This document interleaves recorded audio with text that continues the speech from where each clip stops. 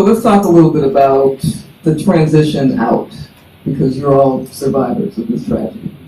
What were some of the things that led up to you leaving Jonestown, or in your case, Jordan, leaving Georgetown? I had created this job, as I mentioned, where I went around and I spoke to people. And I would ask for money, which is crazy. We're in a foreign country. I'm asking for money from them for us. It was a way for me to not be there. I said that I would get $100 a day. Jim liked the idea, and so I got to do it. And then after a few months, I'd have to go back in, because those of us who had jobs, tasks, there weren't jobs like having a job, but tasks in the Capitol, would eventually have to go back in so that you could, be in Jonestown and maybe not get too much of a taste of the outside. And I had basically just come back because my mother came to visit. She came with a group of people. She was with the last group of visitors that had come. And she came and brought my sister. This was 10 days, I guess, before it ended. And so after my mother left from the visit, I was sort of floating around Jonestown and didn't really have a specific task. And so I knew that I didn't want to be there. And I didn't tell anyone that, because we didn't talk. We didn't tell anyone what we really felt, if we didn't want to be there, or if we didn't like anything, or we didn't talk about things that we didn't like, because we would be brought up on the floor and it would have been a big scene and we would have gotten in trouble, and that's a whole other thing. But basically, I knew that there was going to be this last group going out to the Capitol for various reasons, to get their teeth fixed or various things. And so I went to Jim's cabin and I asked if I could go. And one of the women came out and went back in, asked, and the answer was yes, that I could go back out with the next, even though I had just come back in. And I think the reason for that was, one, the congressman was on his way with the concerned relatives. I had already proven myself as dedicated. I don't think he was concerned about me, if he was thinking about me at all. And I just want to say one quick thing about, I went in and I didn't have my mother or my father, so that was another reason why I became so dedicated, and I considered myself a revolutionary. And yet, at the same time, I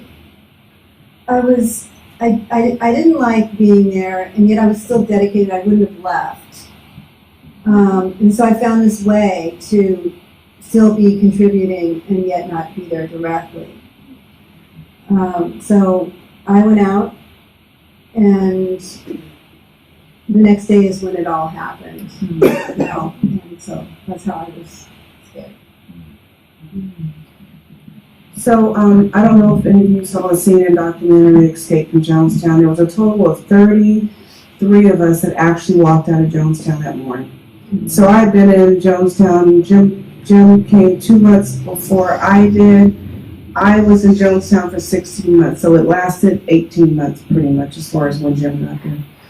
So I only went because Jim took my son, because that was a way to get you to stay, because I had 1 foot in and 1 foot out. My husband was more dedicated than I was at that time, and so in my craziness, I said, okay, well, I guess Jakarta would be better without me as a socialist, without me than me, which is horrible. I still think of it today. So I went because I didn't go to Jonestown to build anything. I did not want to go to Jonestown. That's honest. I had no desire to go to Jonestown. I wasn't trying to be a revolutionary a revolutionary in Jonestown. I was a city girl raised in San Francisco. I did not want to go there. It's just the honest truth. The only reason I went there was because they forgot about me in an apartment after some scheme that we worked out. And so all of a sudden I get this phone call that says, do you want to go? You got to go to Guyana. I said, yes. The first voice that came to me was, if you don't go now, you'll never see your son again. My son was like almost 2. So when I got to Jonestown, it was okay, and I because I grew up in a very adaptive family, I could adapt, I was resilient, and I got there and I said, okay, you're gonna make the best of it, and I did. At first, it was great, I thought, okay, thank God I went to summer camp, sleepaway every summer, because but though we didn't have outhouses, that was different. But I was open to making it work and being a better wife and a better mom and a good socialist. But as time wore on, I was supposed to be sent with someone else, Corliss, who passed there, Vilchez, we were supposed to be sent to Cuba to become doctors. Her ophthalmologist, me OBGYN. I worked with Larry Shack in the medical field for a while. It was when Marceline came to me and said, you need to go out, Marceline, Jim Jones' wife, because I don't call her mother.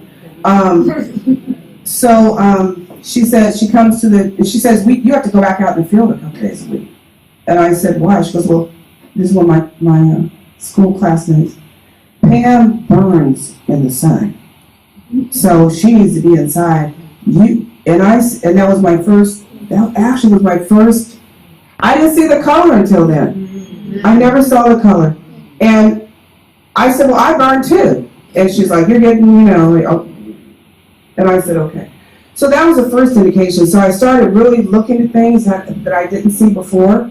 And I said, well, there's a great disparity here. And then I started, like I said, seeing people not being taken care of in the medical field because of who they were, or what they did, or what the threat was of them trying to escape. So as time wore on, I ended up speaking to Diane Louie, God love her, and whose boyfriend, Richard Clark, who I called Moses, was trying to develop a way out. And actually was digging, as soon as he got there, I'm ready. But because of Jonestown, you couldn't just talk to anybody. And so you couldn't just say, I want to leave. That happened to me. They found a letter. I got put on the learning group for 2 weeks. So your trust was low, even with your own family. And finally, anyway, so we escaped that morning. And we ended up walking 30-something miles to Matthews Ridge. And that's how I got up. So what I guess, we talk about is there's this group, these 11 black folks that were the resistance. We're not mentioned rarely, right? That we actually left during the day, young, I was 20, walking 30-something miles to the next town and survived. And so that was it. And I not only there's so many things. There was I call it the rape of a girl who was 19. I look at the suicide, Jim being, just crazy. I didn't see a future. It's like, where is the future? There was no talk about the future. No, I mean, I didn't hear it. Maybe in committees they were talking about. I didn't see a future for myself and for my son. And so thank God that day we walked and we made it.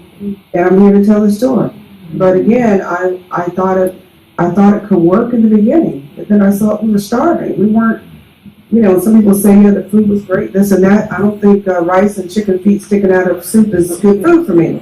And our children were not being nutritionally taken care of. So it wasn't what it was in the beginning. And that's why I joined the crew and was luckily voted in. I didn't know who else was going, and I thank Richard Clark and Diane Louie, though he's passed, that they voted me in to go. And that's how I escaped. And I just want to highly recommend that you all read Leslie's book, Slavery of Faith, where she recounts this amazing experience of being an African-American resistor who, again, has been erased from official mainstream accounts of what went down in Jonestown. And for me, my daughter, who was then 1 year old, my then husband, who was an attorney for the temple, and my mother are the only recorded ones to ever be allowed to leave Jonestown with his stamp of approval and be given back our passports. The reason being is because of the Underground Railroad I created with the post office or with Guyanese citizens, and I was able to make phone calls back to the United States and keep people abreast of what was going on literally in Jonestown. And it was Congressman Ryan that called me before he made the trip. God rest his soul, because he did have a plan to try and do what he could for the American citizens, everyone who wanted to leave from Jonestown. But the one thing that I will say that I will remember forever in my heart is one final call. It was the last call that Marceline made, Marceline Jones, Jim Jones' wife, when she made her last trip here to the United States. And in that conversation on the phone with my mother and I, she said she really didn't want to go back. But she knew if she didn't go back, he would harm her children and the babies. And also she was concerned as to what he might do to her parents. So again, it was fear and the threats that were made. Again, we must always remember that, which made some people stay someplace where they knew they really didn't want to be or they didn't belong. How have I survived? Well, for 15 years, I didn't tell anybody about who I was or where I'd been, because they made fun of everybody who had been over there, and I was tired of hearing about it, and then the Kool-Aid jokes and everything, and so I stayed silent. And I did it so well, I became a police officer. The same agency that was investigating People's Temple hired me as a police officer. It's too late now. It's statute of limitations over.